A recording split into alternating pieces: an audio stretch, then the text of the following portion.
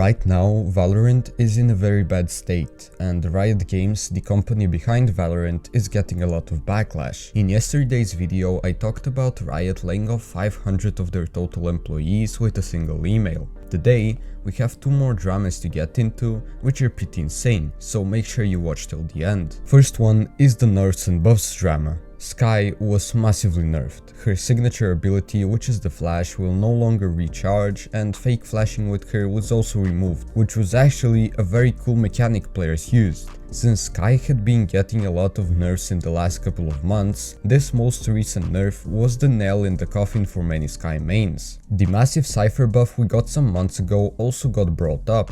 The tripwires, which became basically unbreakable, made many players talk about how overpowered they are to this day. Cypher is now very much needed in most maps. Talking about needing agents on maps, that brings us to our second controversy. Oh, and you can subscribe if you like the video so far to help me out. Anyways, the game is not balanced at all. The simple fact that you need certain agents on certain maps is kind of broken. Yes, a certain agent can be better on a map than other agents, but when we go to the point where, for example, if you don't have a Viper on Breeze, your game is practically lost, you know it's bad.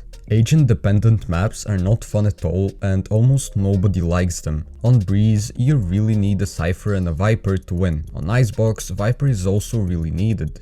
Now, Riot needs to rework these maps entirely, but what they do instead is just go back and forth with changes they themselves are not even sure with. And when we go to the point where a map needs its fourth rework in a row, I think we should think again about this map being able to be played competitively. Yes, I'm talking about Breeze. Let me know what you think about this in the comments, and I'll see you next time.